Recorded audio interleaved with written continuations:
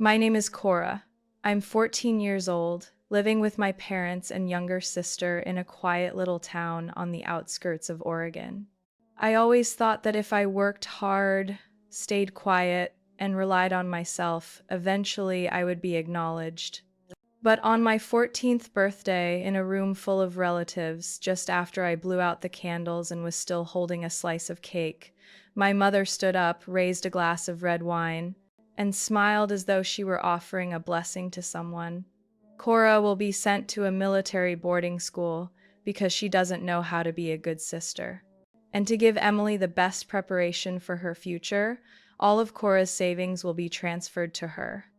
The entire room went silent. I couldn't process what I had just heard. My sister Emily turned her head toward me, smirking as if she had just won a game I never agreed to play. Have you ever been crushed by your own mother like that, in front of everyone you know, right in the moment when you were expecting a kind word of love? If you've ever been in a situation that felt unimaginable, leave a comment below. And don't forget to like and subscribe so you can follow me as I reveal the full story behind that cruel decision, because what happened after that birthday party changed me forever. I stood frozen in the middle of the party, the plate of birthday cake glued to my hand. Every gaze turned toward me, but not with sympathy, only awkward, uneasy looks, as if they had just witnessed something they wished they hadn't, yet didn't dare intervene. Through the soft background music and the sound of silverware against glasses, my mother's words still echoed: military school and transferring all savings to her sister. I turned to look at my mother, Linda, who was smiling as if she had just made the wisest decision in the world. There wasn't a trace of hesitation in her eyes. Meanwhile, Emily adjusted the pale pink bow clipped to her curly brown hair. She tilted her head at me with that triumphant grin, as though this was her rightful reward. My grandmother placed her hand gently on my shoulder, a silent attempt at comfort, but I stepped back. No one understood that what I had lost wasn't just the money. I'd saved penny by penny for 2 years. It was my right to decide my own life. I said nothing. Not because I couldn't, but because I knew anything I said would be twisted, dismissed, or silenced with the arrogant snap of my mother's fingers. After the party, when the guests had all gone, I walked into my room upstairs, a small space with a window facing the backyard. An old wardrobe, a worn wooden desk, and the little lockbox hidden behind a pile of winter clothes. I pulled it out, empty. The chill I felt didn't come from the half-open window, but from inside my chest. 2 years of hard work gone in less than a week. I remembered those sweltering summer mornings when I biked to neighbors' houses to mow lawns, wearing my dad's old baseball cap. The freezing winter evenings when I walked dogs, washed cars, or shoveled snow, my hands numb but still moving. I always thought if I pushed just a little harder, someday I'd be recognized. But that day I realized some battles can't be won, like my mother's favoritism toward Emily. Emily had never lifted a finger for housework. When dishes needed to be done, it was me at the sink until my hands wrinkled. When the floor needed scrubbing, it was me on my knees with a rag. Emily only had to complain of being tired, and she was excused immediately. I remember having a fever once, but still being forced to do the laundry while Emily sat in her room playing video games. My mother walked in, didn't ask how I was, only reminded me, "Scrub your father's collars properly, don't be careless." I bowed my head, but something inside me cracked. My allowance was $10 a month. Emily's was $30. My mother's reasoning: girls need more. For makeup, clothes, little things. But Emily never bought little things. She went to the mall, stopped at Hot Topic or Sephora, and came home flaunting expensive shirts, colorful eyeshadow palettes, even a smartwatch. When I asked my mother how Emily could have all that, she only smiled. Emily knows how to negotiate. You don't. My father, James, was quiet, kind, but resigned. He worked as a civil engineer, often away at construction sites, only home 2 nights a week. He'd bring donuts for us, ask a few questions, then bury himself in blueprints. He once told me, "You're a strong girl, I'm proud of you." But I also heard his silence when my mother scolded me for being ungrateful because I didn't give my slice of donut to Emily. Once I tried telling him about my mother's favoritism, but he only patted my head. Don't make things more tense. I knew he wanted peace at home, but is peace built on silence in the face of injustice really peace? I sometimes wondered if I was the unwanted child. Or maybe it was because I wasn't like my mother. I didn't like dressing up or begging for things. I just wanted to study, save, and have some independence. But in her eyes, I was the thorn always wrong, always to blame. Emily, on the other hand, was forgiven no matter what. One day, I caught her unlocking my small lockbox with a hairpin. I shouted, but my mother rushed in, tapped my hand lightly, and said, "Stop screaming like a lunatic, you're giving me a headache." Emily was just looking, she didn't take anything. I used to think my mother acted out of emotion, but the older I got, the clearer it became. It wasn't emotion, it was choice. She chose to treat us differently. She chose to believe only what suited her. She chose to make me feel small. That day, after my birthday, I no longer believed in fairness in that house. All I had left was determination not to let myself be drowned in their control, their manipulation, their blows hidden behind fake gentleness. I looked out at the backyard where the garden lights still flickered faintly against the old wooden gate. My heart felt cold but strangely clear. I knew I wouldn't let this fade away like passing wind. There would be a time when things turned around, not because I wanted revenge, but because I needed to take back what should have been mine. I started saving when I was 12. No one knew, not even Dad. Every afternoon after school, while my mother was busy on the phone with her wine club friends and Emily glued to her video games, I carried my backpack down the street behind the little park. There lived Mrs. Claire, an elderly widow who first paid me $5 to pull weeds from her tulip garden. I never asked for handouts. If they agreed, I worked. From her garden, I expanded to 5, 6 more homes. Some winter days, I shoveled snow until my hands shook, but I still smiled when a neighbor handed me cookies instead of cash. On weekends, I spent hours washing cars for the Walters, who always slipped me an extra 20 if I scrubbed the tires thoroughly. Gradually, people in the neighborhood knew me. They called me the hardest working kid on Pinewood Street. One woman told me, "Cora, you work like an adult, and you're kinder than many adults I've known." I only bowed and said thank you, but inside, I clung tightly to a dream. A black electric bike with a leather seat, disc brakes, and a motor strong enough to take me 3 miles to the library. I carefully logged every dollar in a small notebook hidden in my desk drawer. Each new bill I flattened, slipped into an envelope, and tucked into a tin box behind the wardrobe. Later, as the money grew, I switched to a plastic box with a lock hidden deeper under old clothes. My mother never asked where I went in the afternoons. She was too distracted. Emily, though, was curious. Once I caught her peeking into my backpack after dinner. "What are you hiding? Cookies?"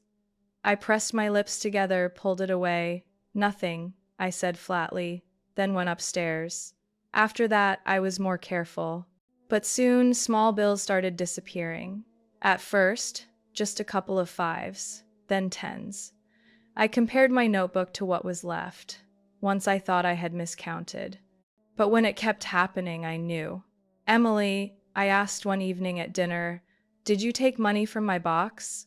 She looked up, chewing chicken wings. "Money? I didn't even know you had any." My mother sighed, sipping wine. "Cora, don't make up stories. If she needs something, I'll provide. Don't suspect your own sister." I said nothing more. Arguing with her only ended with being called disrespectful. After that, I taped the lid shut and hid it deeper. A few weeks later, the box was gone entirely.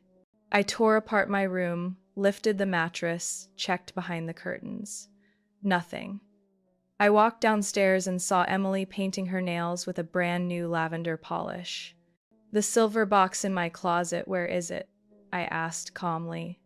What are you talking about? I didn't touch your room. Then maybe Mom did? Could be. She was looking for a lint roller for me yesterday. Emily shrugged, unfazed. I turned to my mother, lounging with a magazine. Mom, did you see my money box? It's missing. She didn't look up. If you have something valuable, you should know how to guard it. If it's gone, maybe you didn't hide it well enough. But if someone, Cora, she cut me off sharply. I don't want to hear baseless accusations. You're getting selfish. I swallowed back my words. I had worked too hard to be treated like the guilty one just for trying to keep what was mine. Meanwhile, my sister, who never worked an hour for anyone, was painting her nails with my money. That night, I lay in the dark, skipping dinner. I thought of every bill I had earned, every dream of the black bike, every time wind burned my face while I pedaled to mow lawns. That dream now lay in my mother's drawer or in Emily's purse. But I wasn't going to quit. I counted what I had left in another stash, nearly 2,000. Enough to start again if I was careful. I wouldn't use a box anymore. I needed something safer, somewhere they couldn't reach, even if my mother tried to justify it away. I lay back, wide awake in the dark. Emily's laughter floated up from the living room, mixed with the TV's hum. I closed my eyes. From that moment, I wasn't just a kid saving for a bike. I was someone who had to protect myself from my own family. That morning, the sky was gray, fog clinging thick to my window like a curtain.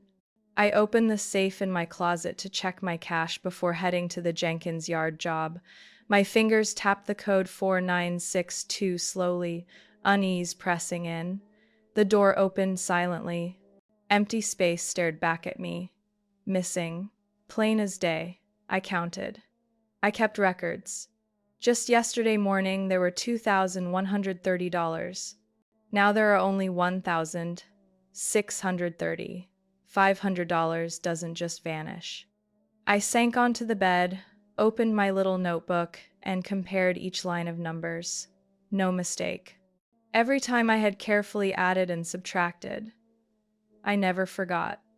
I wrote the date, the place, the person who paid me, and the reason. I even noted the color of each envelope I put money in every week to keep things organized.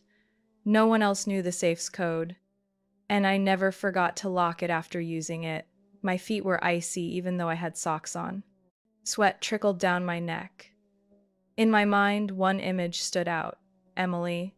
I walked into the kitchen, where my mother was pouring coffee into her usual ceramic mug, and Emily was at the dining table, eyes glued to a brand new red handheld game console. I stood there for a moment. My heart pounded. Fast. Too fast. Is that new? I asked, pointing at the console. Emily looked up, grinning. Yeah, it's the new Nintendo Switch. It even came with Animal Crossing. I turned to Mom. You bought that for her? She glanced at me before going back to her coffee. Yes. I stepped closer to the table, my eyes fixed on the device. How much did it cost, Emily? She shrugged. Almost 500. But Mom said if I did well in school, I'd get a reward. I pulled the notebook from my jacket pocket, set it on the table, and flipped to the page showing the last amount I'd put in the safe. My voice was steady, not raised, not trembling. Mom, I'm missing $500 from my safe. I checked my notes. Yesterday morning it was all there. Today it's short.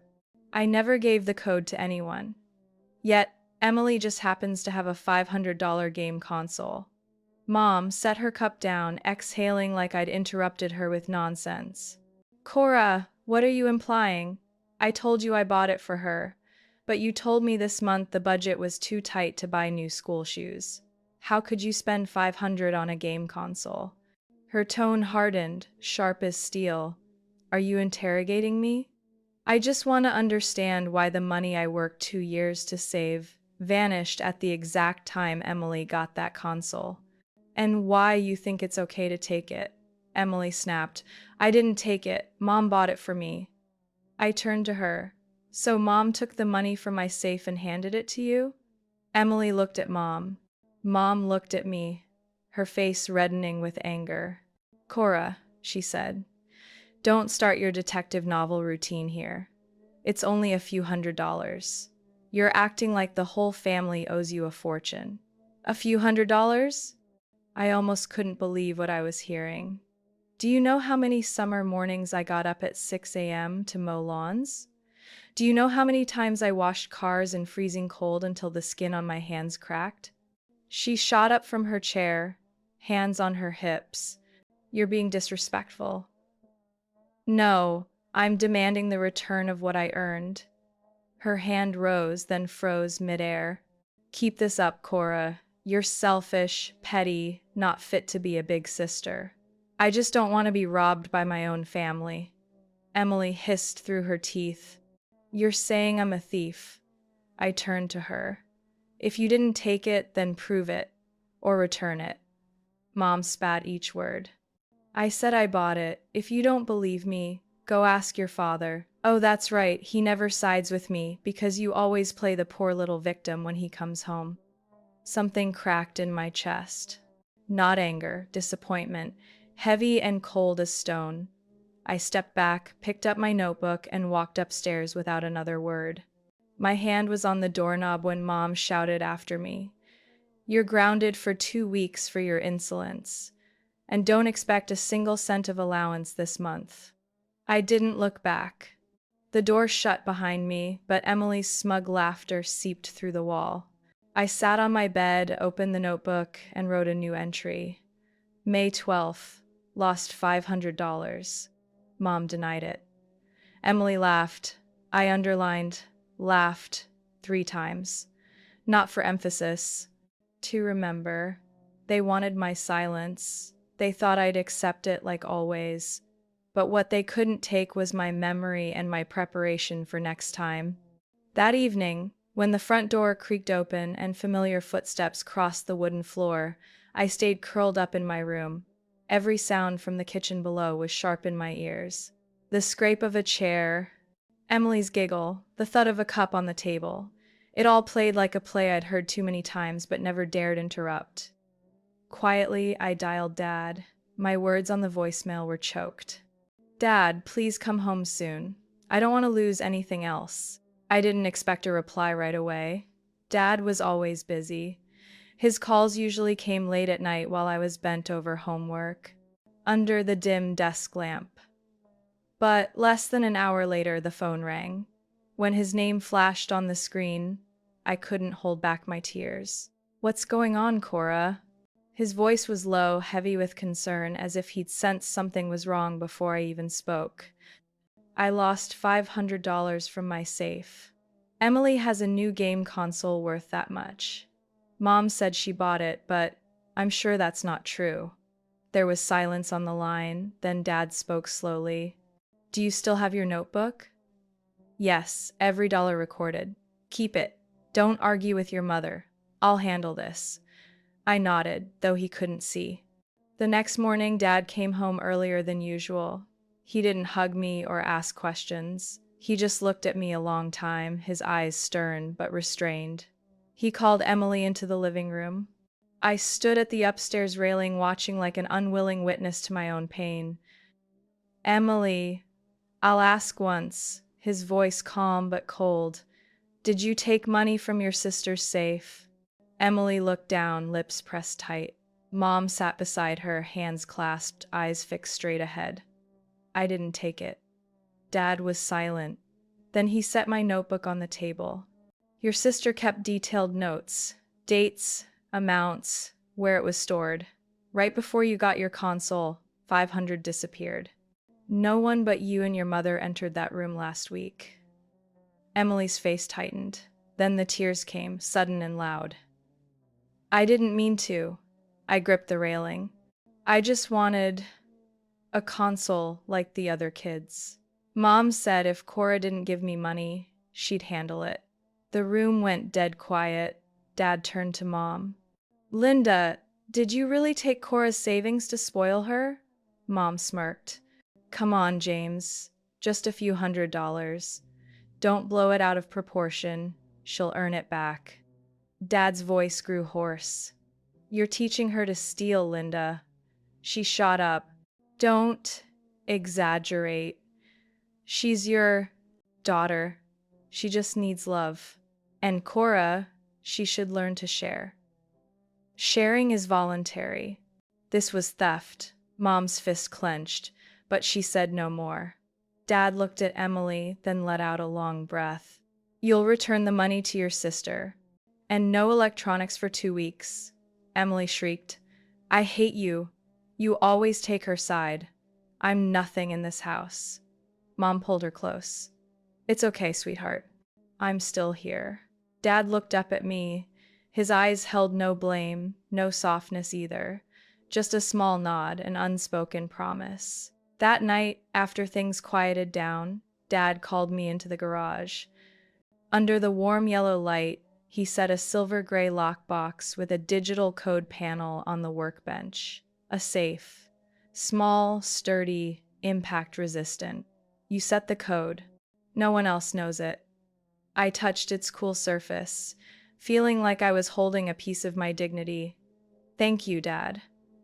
You don't need to thank me, he said. Just protect what you've earned. I'll take care of the rest. Are you angry with Mom? I whispered. He paused. Yes, but anger won't fix this. I need to make sure you don't lose more. He told me to hide the safe in the closet, cover it with old shoeboxes, never open it with anyone around, and change the code if discovered. I did exactly as he said. I set a new code, tucked the notebook inside, and concealed it well. That night, I lay awake staring at the ceiling, not from rage, but from a new feeling knowing I wasn't completely alone anymore. Things hadn't changed, but at least I had someone on my side. And that was enough to start planning my next steps. Not for revenge. For protection firm and clear. I thought the new safe, new code, would bring peace.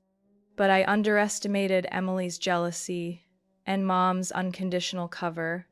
The safe Dad bought sat quietly in the closet, buried under shoeboxes and gym uniforms. Every time I used it, I locked the door, muted sounds, shielded the keypad. No slip-ups. I worked in silence, not wanting to stir anyone, especially when Dad wasn't home. I never realized Emily had been watching.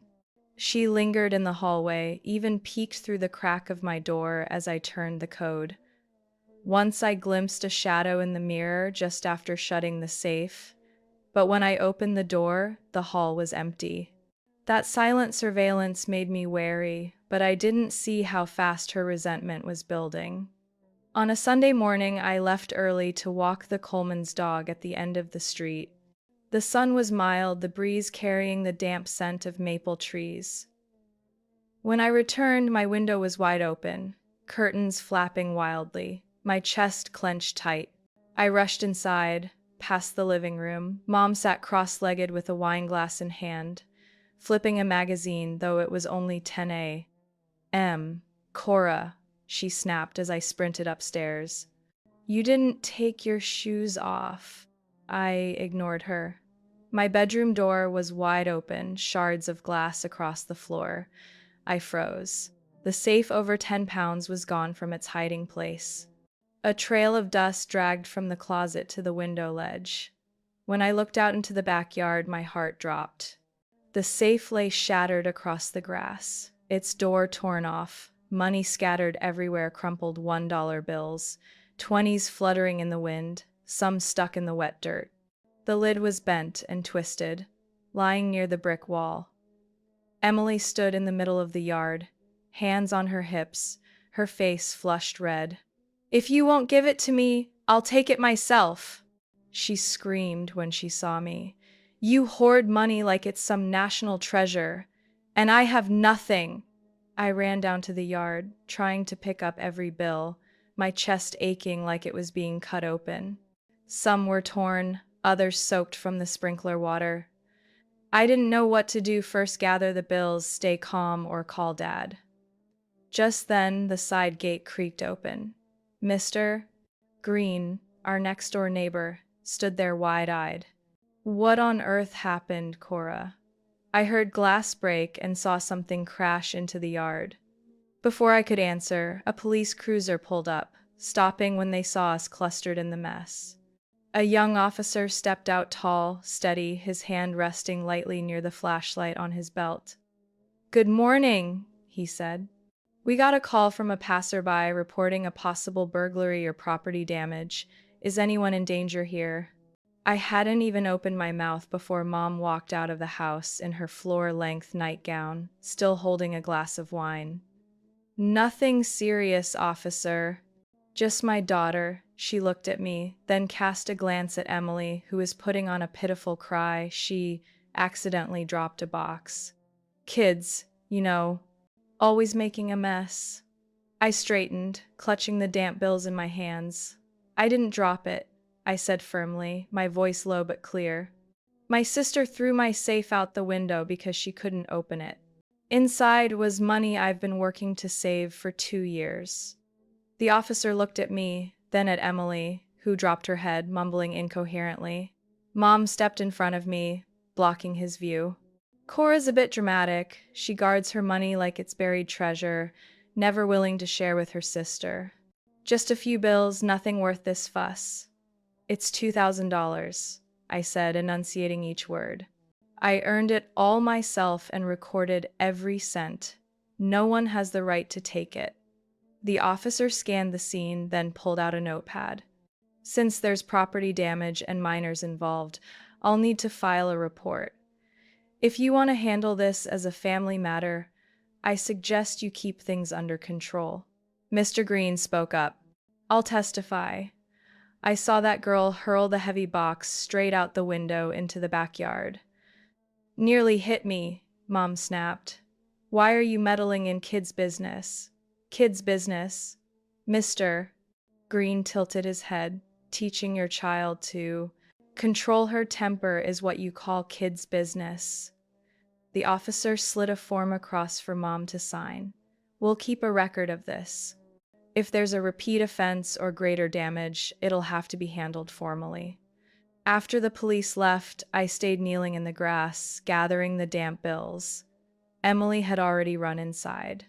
Mom stood on the porch, hissing over the rim of her wine glass. "Cora, you blow everything out of proportion over a handful of bills. You're selfish. Nobody else in this house acts like that." I didn't look up. Nobody else in this house has been working since age 12 to buy their dream, but I have. Mom said nothing. She turned away, but I felt her cold gaze burn into my back, a silent warning. I had crossed a line she'd never forgive. And Emily, hiding somewhere in her room, wouldn't sit quietly after this humiliation. But I wasn't afraid anymore. I just needed time to rebuild dollar by dollar, step by step, with choices only I could control. After the safe was thrown out the window, the house thickened with tension like winter fog that never lifts. Linda didn't speak to me for days, except for sharp dagger-like looks when we crossed paths in the hallway. Emily locked herself in her room every afternoon, whispers on the phone slipping through the wall, punctuated by the sound of fists hitting her mattress in frustration. I kept my room neat, salvaging the bills still usable, drying them, and stacking them carefully into a cardboard box hidden under old-school notebooks. The safe was ruined. I had no better option. Dad was away on a construction job in another state for 3 straight days, only able to send brief texts telling me to hang on. He promised that when he came back, he'd install a lock inside my door, bolted if necessary, but that hadn't happened yet.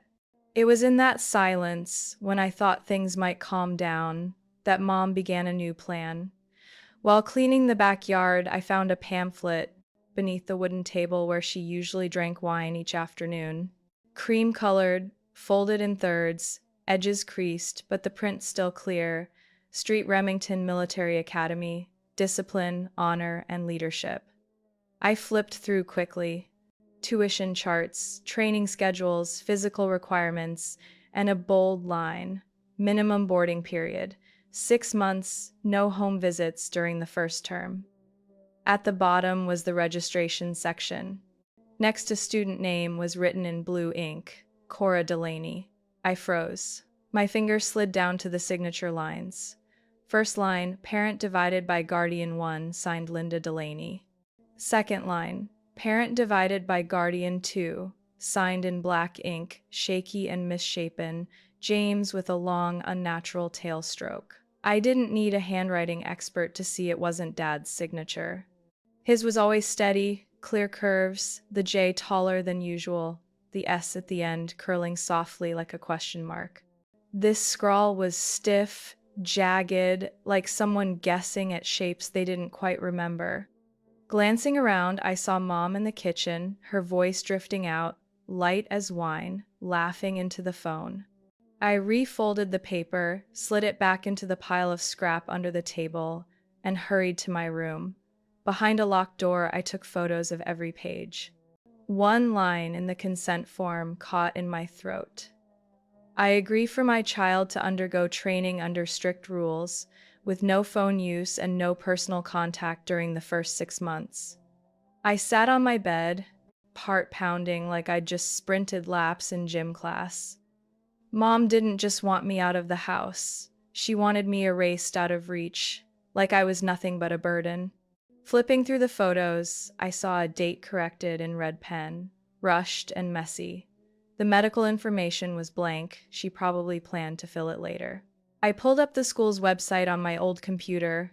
The frequently asked questions page read, "Cadets require legal consent from both guardians if both parents share custody." I didn't tell Dad yet. I wanted to be sure. I needed to know this was a real plan, not just some angry impulse. The next morning, while Mom was out shopping, I checked her office. On the desk, amid unpaid bills and spa cards, I found a photocopy of the form, clipped to 2 others, the tuition instructions and an express mail form with stamps already affixed. She hadn't sent it yet, but she was preparing to. That night, I barely slept. I lay in the dark, listening to Emily's steady breathing in the next room, then the soft creak of the back door, Mom slipping out for a cigarette. I texted Dad, "I need to see you alone, as soon as possible." Monday morning, I told Mom I had an early study session at the library. Dad met me at a cafe near school. I set my phone on the table, opened the photos. No preamble. "Dad, Mom's planning to send me to a military academy. Here's the application she filled out with your forged signature." He studied each picture. His face drained. "She signed this and actually planned to send it?" I nodded. I found the express envelope ready to go. He was silent for a long time, staring out the window at sunlight cutting through the trees. "I'll handle this. Just stay calm. I don't want to be shipped off. I just want to live normal, work, save, study. Not have my life managed like I'm some problem to be locked away." He placed his hand over mine. "I understand. And I'm sorry I let it get this far." I clenched my hand, not in anger but in a new awareness. Dad was looking at me as an equal, not a child waiting for someone else to speak. I was stepping into the fight I hadn't chosen, and I needed to be sharper than ever. That evening, Dad came home earlier than usual. He didn't sit at the dinner table or greet Emily hunched over the TV. He went straight upstairs to the bedroom, where Mom reclined with a glass of wine and a tattered fashion magazine. I stood at the foot of the stairs, heart racing. I couldn't hear every word, but Dad's voice was firm, controlled. Mom's rose higher and sharper, cracking like someone cornered. I retreated into my room, closed the door softly, and waited behind the curtain, every nerve on edge. 10 minutes later, footsteps pounded down the hall. My door flew open. Dad stood there, eyes cold, holding the stack of papers I'd photographed. "Cora," he said, "come downstairs." I followed him into the living room. Mom stood by the sofa, arms folded, lips pressed tight. Emily peeked from behind the staircase, only half her face showing. Dad dropped the papers on the coffee table, pointing to the signature. You forged my name. This application requires legal consent from both guardians. You had no right. Mom lifted her chin, smirking. That's your signature from the desk. I just reused it. You must have forgotten. Linda, you planned to send Cora away for 6 months without telling me, and this is forgery. I never signed this. Were you planning to lie to the school and the law?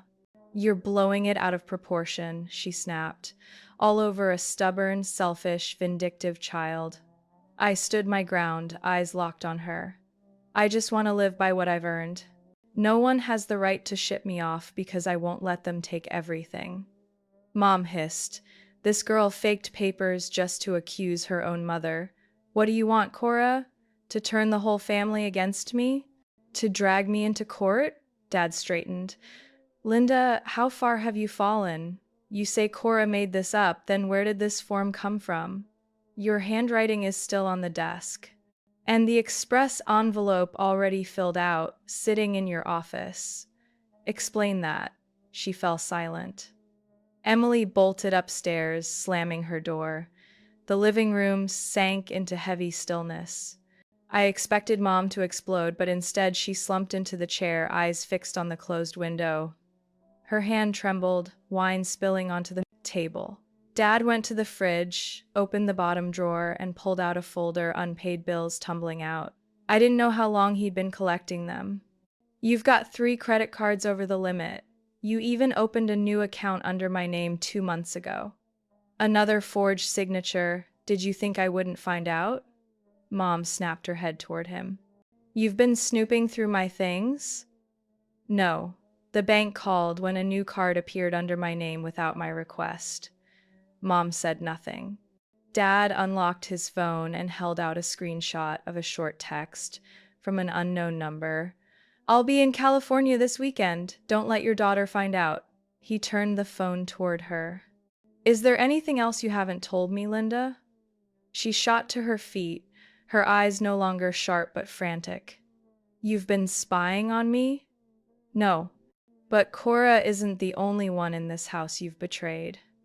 I've suspected for a long time, but I never thought you'd use my signature to legitimize something this vile. Cora wasn't making things up. You're the one who dragged this family here. She covered her face, silent. I stood there without satisfaction. There was no victory in this moment. Only the sorrow of watching what we once called family splinter in the coldest, most painful way. Dad turned to me, his voice lower.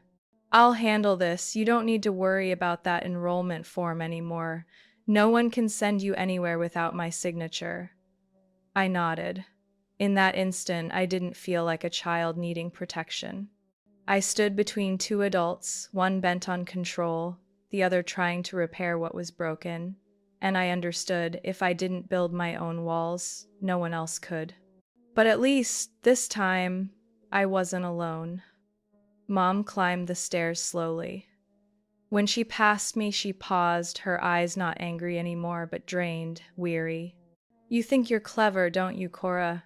She whispered, not waiting for an answer. Then she walked away, her once proud back now sagging. But I knew that slump wouldn't last. A woman like her doesn't surrender power, even the illusion of it. That was exactly why I couldn't lower my guard for even a minute. The next morning, the house was unusually full. Uncle Glenn, Dad's older brother, came in with his wife and kids, setting a pastry box on the table. My grandmother had flown in from Ohio, now sitting quietly on the old leather couch. Aunt Ellie, Mom's younger sister, stood by the window, twisting her wedding band nervously. The air was tight as a pulled violin string. Dad told me to dress neatly and sit beside him in the living room. He only said, I need everyone to witness this. I sat across from Mom, between 2 lines of relatives. She wore a long black dress, hair pinned up, face carefully made up as if for a cocktail party. Only her eyes betrayed her no warmth, just a frozen sheen like ice over still water. Emily sat curled behind her, arms crossed, defensive. Dad stepped to the center, a small laptop in his hands. He plugged it into the TV, the screen filling with a plain blue background. No one spoke. Thank you all for coming. I didn't call this gathering to shame anyone, but to lay out what I can't keep quiet anymore. Mom arched an eyebrow, smirking. Another one of your morality plays?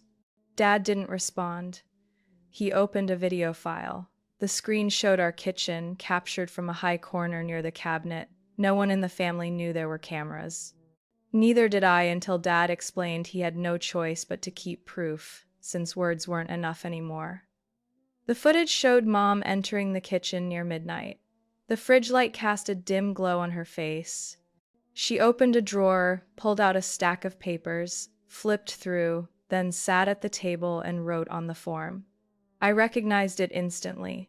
The enrollment papers to send me to military school. Dad paused.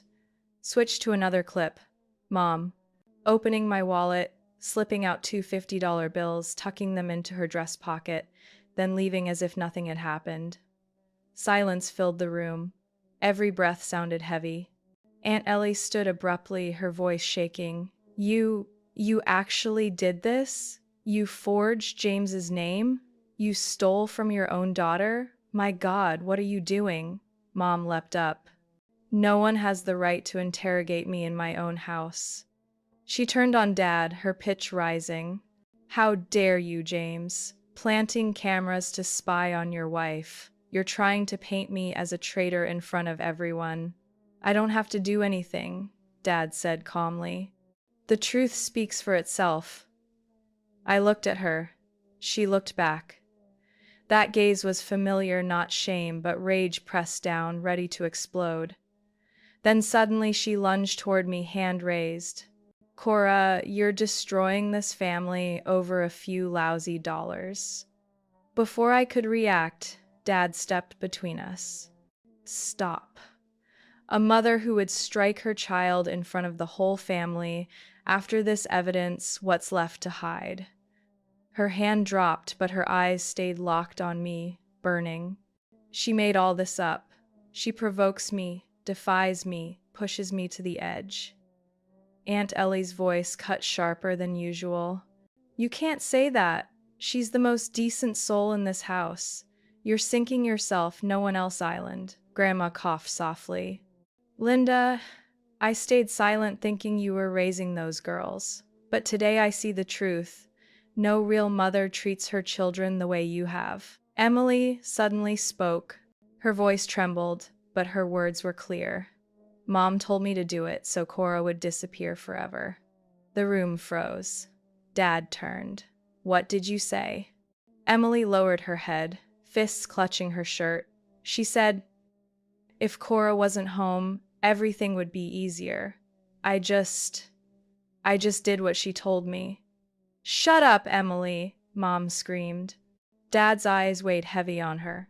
You didn't just harm one daughter, Linda. You taught the other to abandon her conscience. No one spoke after that. Everything was plain now, no need for judgment. I sat still, not relieved. It felt like walking out of a storm with dry clothes but a drenched spirit. Grandma came over, resting her hand on my shoulder. You've grown older than your years, Cora. I only nodded. I didn't feel proud. I just felt cold. And in that cold, I understood I would no longer be part of the family Mom tried to build from lies. But what I didn't expect was her final reaction, and that it wouldn't end with just a missed slap. After the meeting, silence settled over the house like suffocating fog. For days, Mom never left her room or looked anyone in the eye. The door stayed shut, broken only by the clink of glasses or the sound of a suitcase rolling across the floor late at night.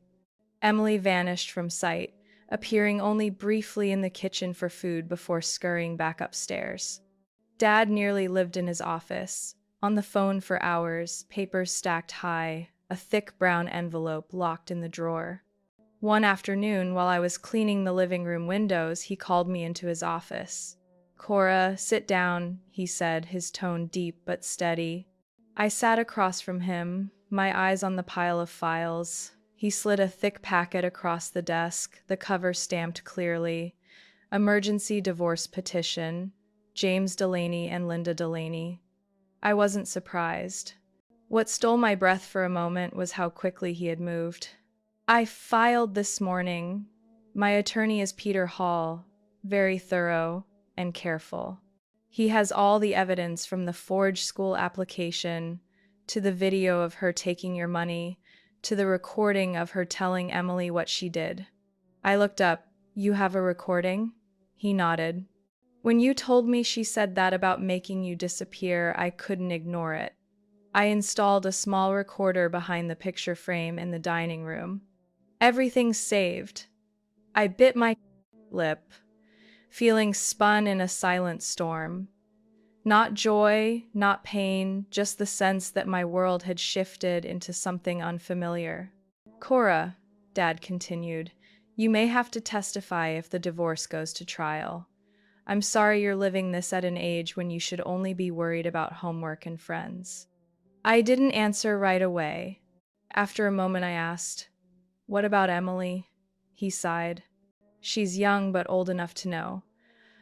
I'll fight for custody of you. As for Emily, if she chooses to live with your mom, I won't stop her, but I'll ask for strict supervision. I nodded. Then I pulled out my phone, opened my recordings, and played the one I'd caught when Mom was on the phone with a man named Mark.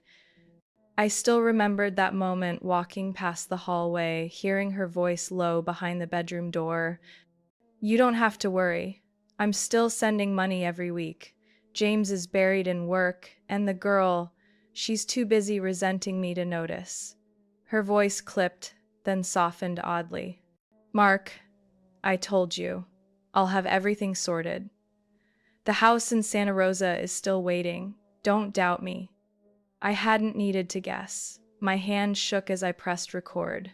That was the moment I knew. She wasn't just betraying Dad. She was using family money, his wages, even what I fought to save to fund an affair that had who knows how long.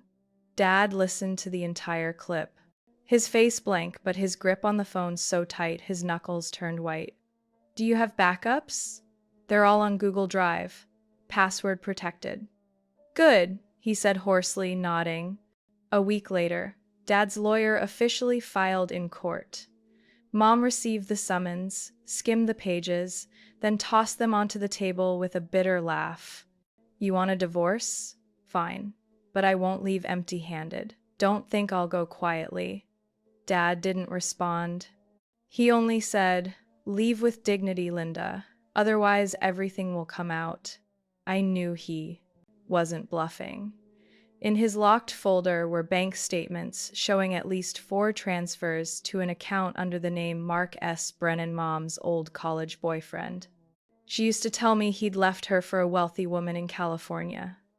Years later, after his divorce, they reconnected on Facebook. First messages, then meetings, then money, then promises. I didn't know how much she had sent, but it was enough to cover the college tuition I dreamed of. And more importantly, enough to prove in court that Mom had abandoned this family's well-being. On a rainy June night, I heard her shouting into the phone, not hushed this time, but drunk and furious.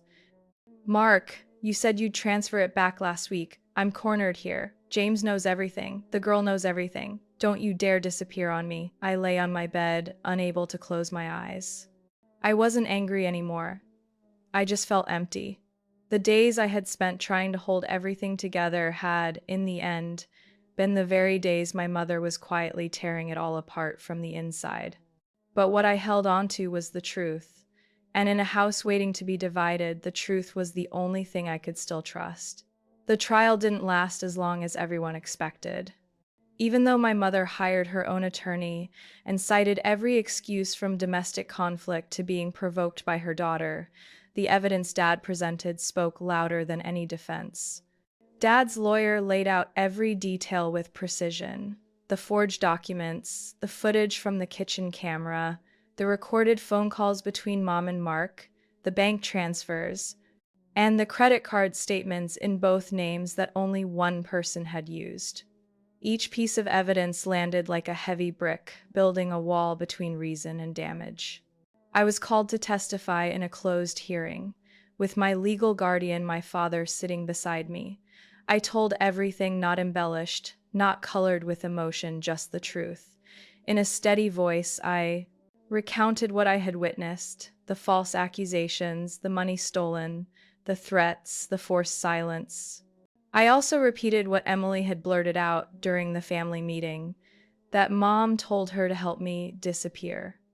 After 3 hours of testimony, the verdict was announced. Dad was granted full custody of me, control over my education, finances, and living environment. Mom was given custody of Emily, but under strict financial supervision. She was ordered to repay the money she had illegally transferred from the joint account and assume part of the credit card debt in her name.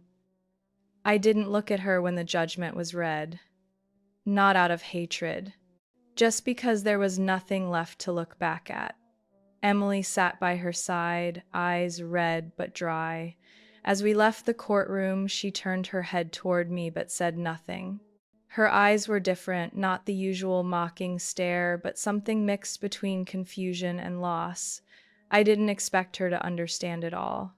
But I hoped that one day she would realize every action comes with a price, no matter how invisible it seems at first. The following week, Dad and I packed up the old house. 3 bedrooms, 2 floors, beige carpet worn thin, and the ceiling fan in the living room with one blade stuck since last year. I packed quietly, folding shirts, flipping through old photographs. One picture stopped me: Emily and me as little girls in the backyard, wearing swimsuits, grinning under the garden hose spray. I kept it, not out of longing, but to remember there was a time when things weren't so broken. The electric bike I had dreamed of: black frame, brown leather seat, oversized wheels, alloy body, was delivered one August afternoon, just after we moved into our new apartment on the north side of town. Dad had added to my savings with the refunded joint account money, saying, "You didn't just buy this bike with money, you bought it with courage." I rode it around the nearby park. The wind rushed through my hair, carrying the scent of freshly cut grass and the chirping of early fall birds. The wheels rolled smooth over gravel paths. It didn't feel like a child running away anymore. It felt like someone moving forward toward better days. Dad began working from a home office, spending more time with me. We ate dinner together most nights. Sometimes we didn't talk much, but the silence wasn't heavy anymore. I had a new desk by a wide window, where I hung a small cactus pot Uncle Glenn had given me. Emily didn't call. She didn't text. I heard Mom was still living in the old house, now working part-time at a cosmetics store to manage her debts. A relative said she often sat silently at the register for hours, no bold lipstick, no high heels. And Emily, no more monthly toys, no more palettes or princess dresses paid for without thought.